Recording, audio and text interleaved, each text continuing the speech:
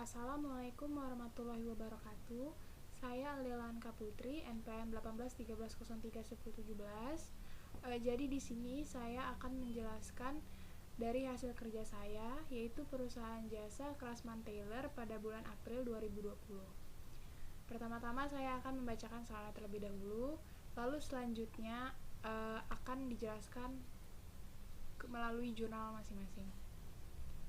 Craftsman Tailor merupakan usaha yang menyediakan jasa jahitan antara lain baju wanita tanpa furing 160.000 per baju, baju wanita dengan furing 190.000 per baju, baju pria tanpa furing 100.000 per baju, baju pria dengan furing 140.000 per baju, celana wanita 150.000 per celana, celana pria 165.000 per celana, dan permak baju wanita atau pria 20.000 sampai dengan 50.000 per baju. Craftsman Tailor dibuka awal bulan April 2020 dengan modal awal 200 juta dengan pemilik yang bernama Nona Syahadah. Craftsman Tailor juga menerima jahit seragam secara borongan. Craftsman Tailor memiliki 2 karyawan yang berkompeten di bidang tailor pada bagian jahit. Berikut kebijakan akuntansi Craftsman Tailor. Yang pertama, metode pencatatan perlengkapan menggunakan metode real. Yang kedua, metode pencatatan pembayaran di muka menggunakan metode real. Yang ketiga, metode pencatatan penerimaan di muka menggunakan metode nominal. Yang keempat, pembelian peralatan jika di atas 100 juta diakui sebagai aset tetap berwujud, dan jika pembelian peralatan di bawah 1 juta maka diakui sebagai perlengkapan. Pemeliharaan dan perbaikan aset tetap berwujud lebih dari 800.000 diakui aset tetap, dan jika kurang dari 800.000 diakui sebagai beban terjadinya. Dan yang terakhir, perhitungan penyusutan menggunakan metode garis lurus tanpa nilai sisa. Estimasi umur ekonomis masing-masing aset tetap berwujud antara lain mesin jahit umur ekonomisnya 6 tahun dan mesin obras umur ekonomisnya juga 6 tahun. Selanjutnya lanjut ke soal ke transaksinya. Transaksi selama bulan April 2020. Tanggal 2 April, Nona Syahadah menginvestasikan uang tunai untuk modal awal usaha senilai 200 juta. Jadi pada jurnal umum di tanggal 2 ada kas di sebelah debit senilai 200 juta dan di sebelah kredit ada modal Nona Syahadah senilai 200 juta. Lalu tanggal 3 April, Nona Syahadah membeli 3 unit mesin jahit Singer senilai 4 juta tunai. Nona Syahadah juga membeli 3 unit mesin obras Singer 1.300.000 tunai. Jadi di jurnal umum kita tulis di sebelah debit peralatan mesin jahit senilai 12 juta, peralatan mesin obras senilai 3.900.000, dan di sebelah kredit ada kas senilai 15.900.000. Lalu tanggal 4 membeli perlengkapan tailor senilai 1 juta tunai. Nah, di sebelah debit ada perlengkapan tailor 1 juta dan di sebelah kredit ada kas yaitu 1 juta juga.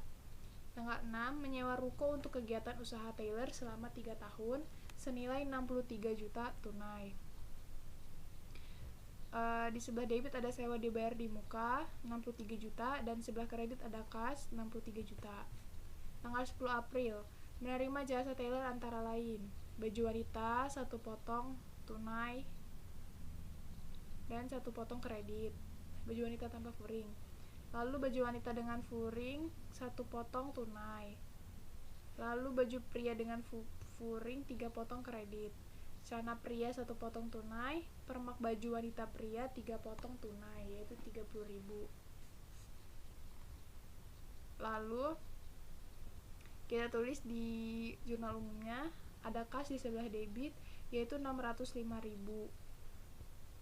dan piutang usaha 580.000. Lalu kreditnya ada pendapatan usaha senilai 1.185.000. Lanjut ke tanggal 12 April menerima jasa tailor antara lain baju wanita dengan tanpa furing 1 potong tunai, baju pria tanpa furing 1 potong tunai, baju pria dengan furing 1 potong tunai, dan celana wanita 2 potong tunai. Untuk transaksi penerimaan jasa yang seperti ini kita akan mengalihkan jumlah baju atau celana sesuai dengan harga yang sudah ditentukan tadi ini. Jadi Di jurnal umum tinggal kita masukkan saja yang sudah dikalikan tadi. Jadi hasilnya sudah langsung hasilnya seperti ini. Tanggal 12 April di sebelah debit ada kas 700.000 dan sebelah kredit ada pendapatan usaha 700.000.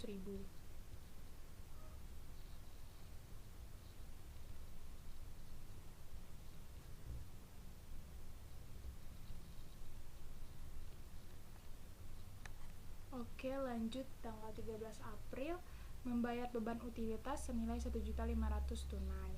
Di jurnal umum kita tulis beban utilitas di sebelah debit sebesar 1.500.000 dan kas di sebelah kredit 1.500.000. Tanggal 15 April menerima pelunasan atas transaksi tanggal 10 atas jasa jahit baju wanita tanpa furing 1 potong. Dan jasa jahit baju wanita tanpa furing tadi 160.000 senilai 1 potong. Jadi di jurnal umum kita tulis kas di sebelah debit 160.000 dan piutang usaha di sebelah kredit 160.000. Tanggal 17 April menerima pelunasan atas transaksi tanggal 10 atas jasa jahit baju pria dengan furing 2 potong. Nah, jasa jahit baju pria dengan furing tadi 140.000, jadi dikalikan 2 potong. Jadi ada kas di sebelah debit 280.000 dan piutang usaha di sebelah kredit 280.000. Tanggal 18 April membeli perlengkapan Tyler sebesar 500.000 tunai. Kita tulis perlengkapan Tyler di sebelah debit. Tanggal 18. Perlengkapan Tyler di sebelah debit 500.000 dan kas di sebelah kredit 500.000. Lalu lanjut tanggal 20 menerima pelunasan atas transaksi jasa jahit baju pria dengan furing 1 potong senilai 140.000. Jadi di sebelah debit ada kas 140.000 dan di sebelah kredit ada piutang usaha 140.000. Tanggal 21 menerima jasa Tailor baju wanita tanpa furing 2 potong secara kredit, baju wanita dengan furing 2 potong tunai, baju pria tanpa furing 4 potong tunai, celana wanita 2 potong tunai, celana pria 2 potong kredit, dan permak baju 3 potong tunai senilai 25.000. Jadi di jurnal umum kita langsung saja tulis hasilnya. Di sebelah debit ada kas 140.000. Di sebelah debit ada kas senilai 1.155.000 dan ini hasil penjumlahan jasa jahit secara tunai. Lalu di sebelah debit juga ada piutang usaha senilai 650.000 dan di sebelah kredit ada pendapatan usaha senilai 1.805.000. Lalu tanggal 24 menerima pelunasan atas transaksi tanggal 21, yaitu baju wanita tanpa furing 2 potong. Baju wanita tanpa furing 160.000 per bajunya, jadi dikalikan 2. Jadinya kas di sebelah debit 320.000 dan piutang usaha di sebelah kredit 320.000.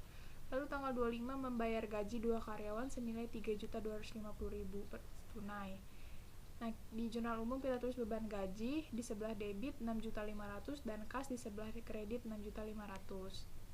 Lalu tanggal 27 menerima jasa lagi.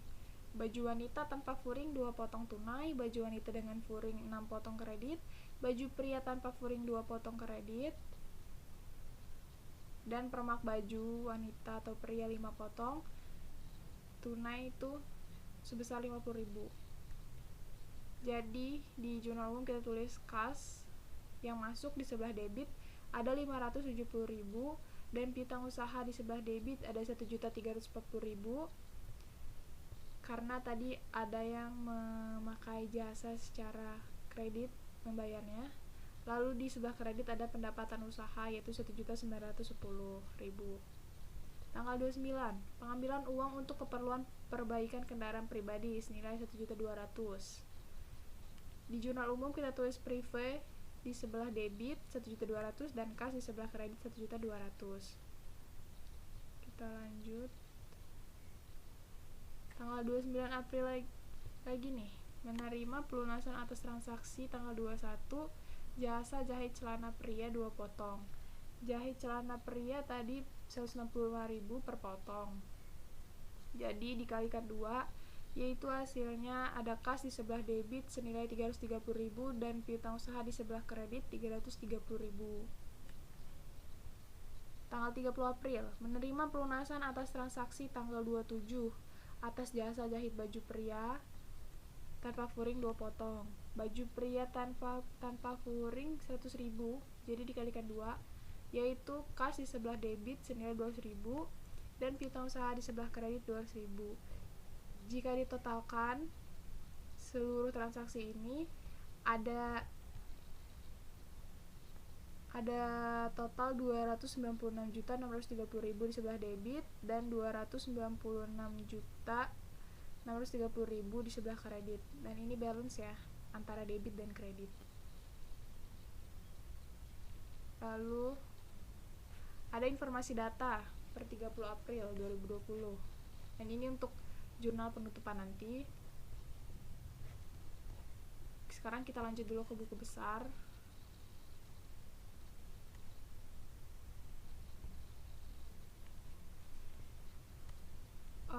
Pertama, kita tulis akun kas dulu dengan nomor akun 111. Jadi, buku besar ini gunanya untuk mengentry dari atas transaksi di jurnal umum per akunnya. Nah, di buku besar ini kita akan mengentry transaksi-transaksi yang berkaitan dengan akun kas. Ini. Dan ini ada referensinya dari JU adalah jurnal umum. Pertama, untuk tanggal 2 di debit 200 juta, saldonya 200 juta, dan tanggal 3 kredit 15.900.000. Jadi dikurangin aja saldo awal dikurang kredit, hasilnya 184.100.000. Lalu tanggal 4 ada kredit lagi 1 juta, dikurangin saja 184.100.000 dikurang 1 juta, yaitu 183.100.000. Lalu tanggal 6 ada kredit 63 juta, lalu dikurangin saja, hasilnya 120.100.000. Nah, di tanggal 10 ini ada debit. Kalau untuk debit, dia sistemnya saldonya itu bertambah. Kalau kredit, kalau transaksinya di kredit, dia akan mengurangi saldo. Jadi seperti ini. Misalkan saldonya 120.100.000. Lalu di transaksi tanggal setelahnya itu debit. Jadi ditambah saja 120.100.000 ditambah 605.000 sama dengan 120.705.000. 120.705.000. Nah, berbeda dengan kredit. Jika transaksinya kredit, saldonya akan berkurang. Seperti itu, sehingga saldo akhirnya itu 114.860.000. Lalu yang kedua ada piutang usaha dengan nomor akun 112. Nah, tanggal 10 ada di debit 580.000, dia itu masuk ke saldo. Lalu tanggal 15 ada kredit, jadi saldonya dikurangi menjadi 420.000. Tanggal 17 ada kredit 280.000, lalu saldonya berkurang menjadi 140.000. Tanggal 20 ada kredit, transaksi secara kredit 140.000, jadi saldonya habis karena dikurangkan tadi. Namun tanggal 21 terdapat transaksi secara debit 650.000, jadi saldonya kembali bertambah, dan seperti itu hingga saldo akhirnya mencapai 1.140.000. Lalu selanjutnya ada perlengkapan Tyler nomor akun 113, dan tanggal 4 ada di debit 1 juta, jadi saldonya itu 1 juta, dan tanggal 18 ada transaksi secara tunai itu 500.000, jadi saldo bertambah. Dan ini untuk di jurnal penyesuaian masuk ke buku besar ya. tapi itu nanti aja karena belum mencapai sana penjelasannya. Lalu ada sewa dibayar di muka dengan nomor akun 114, itu tanggal 6. Sewa dibayar di mukanya secara debit 63 juta, jadi saldonya 63 juta. Lalu peralatan, nomor akun 121, tanggal 3 ada 12 juta secara debit, jadi saldonya 12 juta. Lalu akumulasi penyusutan mesin jahit. Nah, akumulasi ini ada di jurnal penyesuaian, nanti kita akan bahas. Selanjutnya peralatan atau peralatan mesin obras, nomor akun 123, tanggal 3 dengan debit 3.900.000, saldonya 3.900.000 juga. Nah, ini akumulasi, nanti kita akan bahas di jurnal penyesuaian. Lalu ada modal nyonya syahadah. Nomor akun 311. Di sini di tanggal 2 tercatat modal awal, yaitu di sebelah kredit 200 juta. Saldo awalnya 200 juta juga. Lalu tanggal 30 ada penutupan rugi usaha. Nanti ini di jurnal penutupan ya. Nanti kita akan bahas juga. Jadi untuk saat ini hanya modal awal tercatat di buku besar, yaitu 200 juta. Lalu Prive Nona Syahidah, nomor akun 312. Tanggal 29 penarikan untuk servis mobil pribadi senilai 1.200.000 dan saldonya juga 1.200.000. Nah, tanggal 30 ini ada di jurnal penutupan juga. Lalu ikhtisar laba rugi, nanti kita akan membahasnya juga di jurnal penutupan. Untuk saat ini kita akan membahas buku besar dari transaksi jurnal umum saja dulu. Nomor selanjutnya pendapatan usaha, tanggal 10 secara kredit 1.185.000, jadi saldonya 1.185.000. Lalu tanggal 12 kredit bertambah 700.000, jadi dijumlahkan saja dari saldo awal dijumlahkan ke kreditnya, hasilnya 1.885.000. Begitu juga seterusnya hingga saldo akhir 5.600.000. Lalu ini ada penutupan pendapatan, nanti ada di jurnal penutup. Beban gaji, tanggal 25 membayar gaji di sebelah debit 6.500.000, jadi saldonya 6.500.000. Ini di jurnal penutupan juga. Lalu beban sewa ini nanti adanya di jurnal penutupan dan jurnal penyesuaian. Lalu beban utilitas, tanggal 13 pembayaran beban utilitas di sebelah debit 1.500.000, lalu saldonya juga 1.500.000. Nah, penutupan beban ini nanti ada di jurnal penutupan.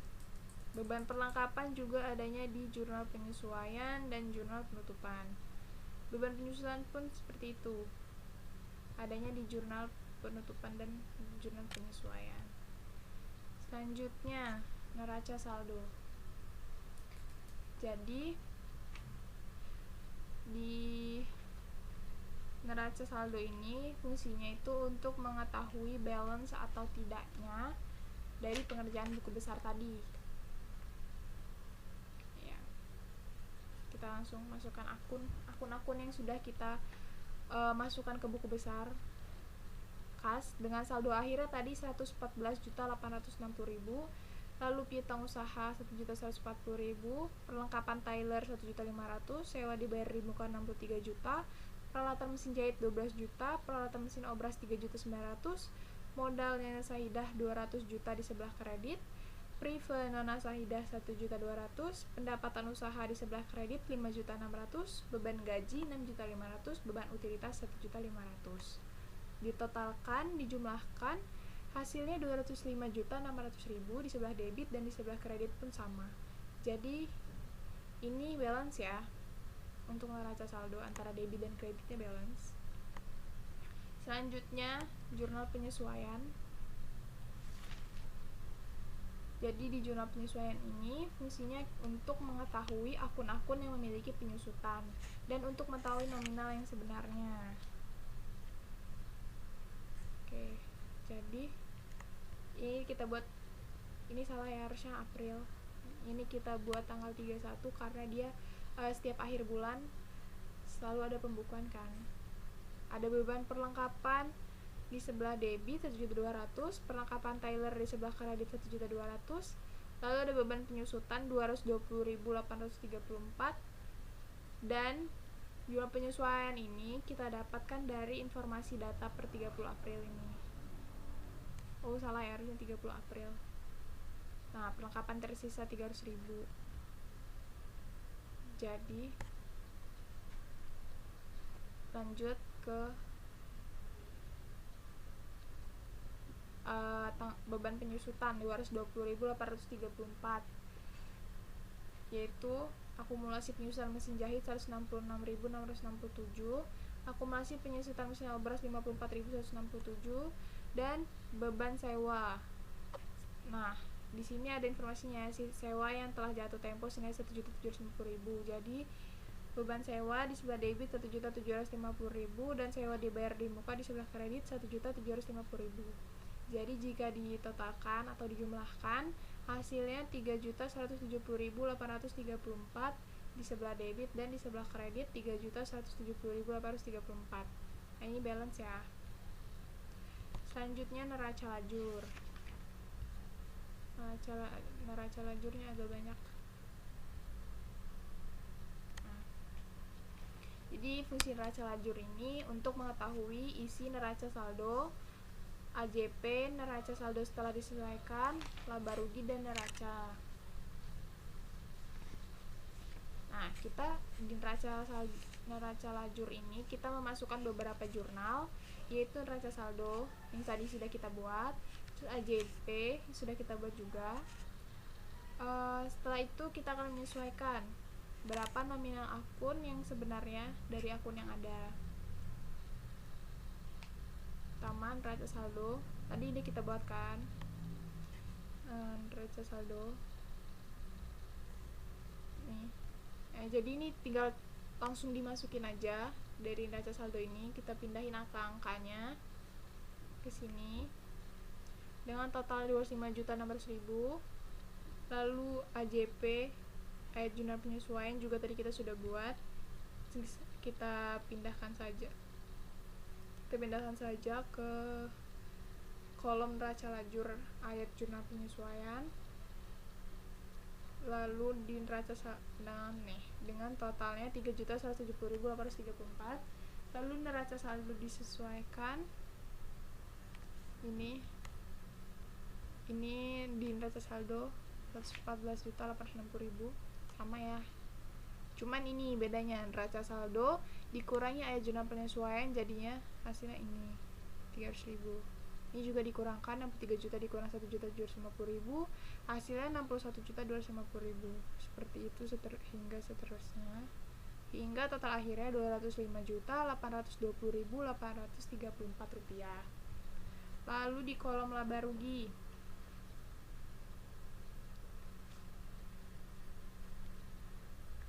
nah di kolom laba rugi ini kita akan memasukkan akun pendapatan dan beban saja. Nah, fungsinya untuk mengetahui apakah suatu perusahaan itu mengalami laba atau kerugian. Bisa dilihat, apabila pendapatan itu lebih besar dari beban, maka mengalami laba. Namun apabila pendapatan lebih kecil daripada beban, maka mengalami kerugian. Nah, bisa kita lihat ya di sini. Sebentar. Ini kita mengalami rugi. Oh, tidak.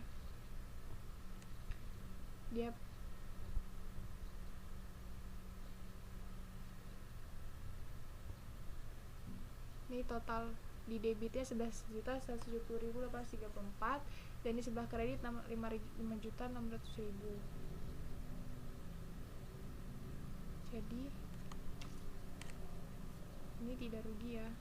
Ini ruginya sebesar ini 5.570.834. Lanjut di kolom neraca. Di kolom neraca ini kita akan memasukkan akun harta, hutang, dan modal. Nah, di Craftsman ini, di Craftsman Taylor ini tidak memiliki hutang. Nah, untuk melihat akuntansi yang kita kerjakan benar atau salah, harus melihat dari selisih akun debit dan kredit. Nah, akun neraca ini harus balance sama akun laba rugi. Jadi jika ditotalkan, debitnya 194.650.000 dan kreditnya 200.220.834. Kerugiannya sama ya, 5.570.834. Dan ini di neraca juga debit kreditnya balance. Lalu lanjut ke laporan laba rugi. Laporan laba rugi. Jadi di laporan laba rugi ini fungsinya untuk mengetahui apakah perusahaan mengalami laba atau kerugian. Bisa kita lihat di sini pendapatan usahanya 5.600.000. Ini dia totalnya. Lalu bebannya, beban gaji 6.500.000, beban utilitas 1.500.000, beban sewa 1.500.000, beban perlengkapan 1.200.000, beban penyusutan 220.834, lalu ditotalkan hingga hasilnya 11.170.834. Nah, beban administrasi dan umumnya tidak ada ya, jadi langsung kita totalkan. 5.600.000 dikurangi 11.170.834, hasilnya minus, yang berarti itu adalah rugi. Kerugian yang kita dapat yaitu 5.570.834. Lalu rugi bersih yang kita dapat adalah senilai ini. Jadi perusahaan jasa Craftsman Tailor ini mengalami kerugian. Selanjutnya laporan perubahan modal.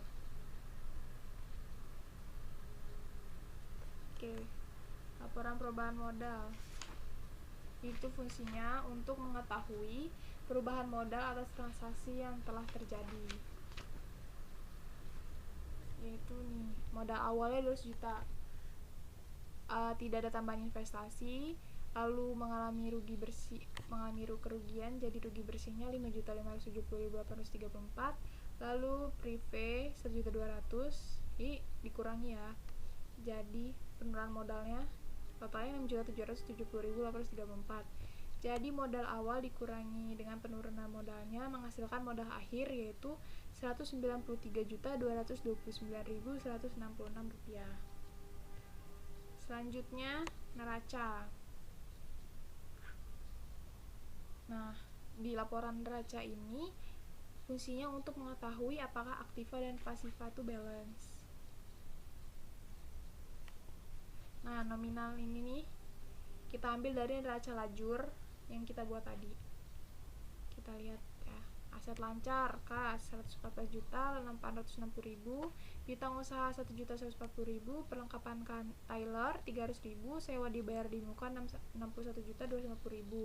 Jadi total aset lancarnya 170.550.000. Aset tidak lancarnya peralatan mesin jahit 12 juta, akumulasi penyusutan mesin jahit dikurangi ya 166.667. Jadi nilai bukunya 11.833.333 rupiah.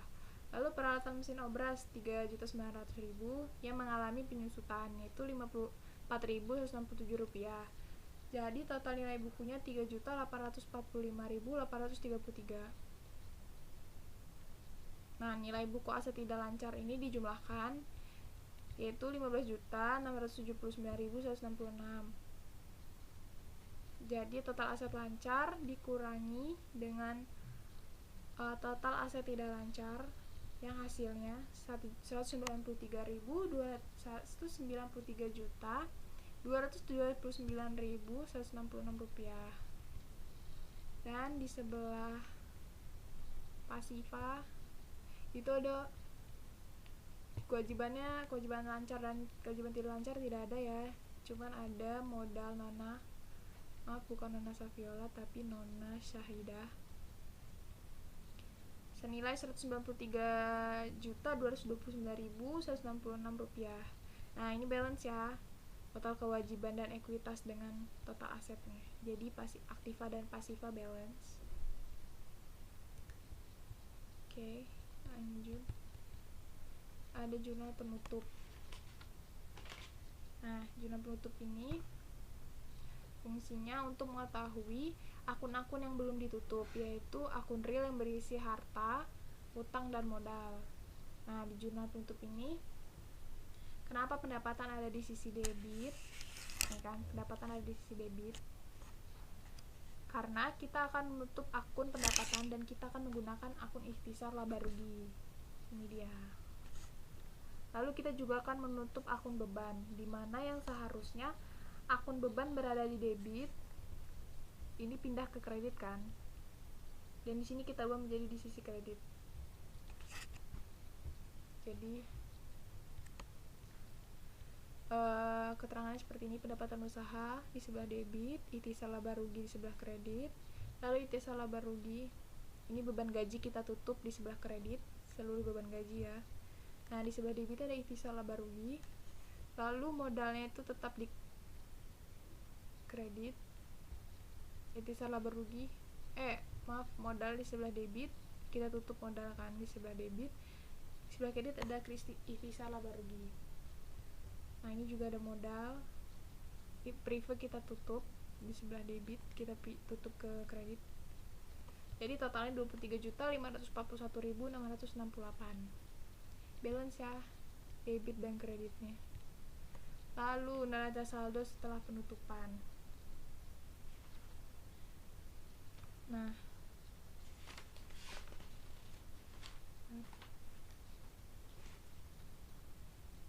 di sini kita akan menyesuaikan dengan akun yang ada setelah mengalami penutupan akun.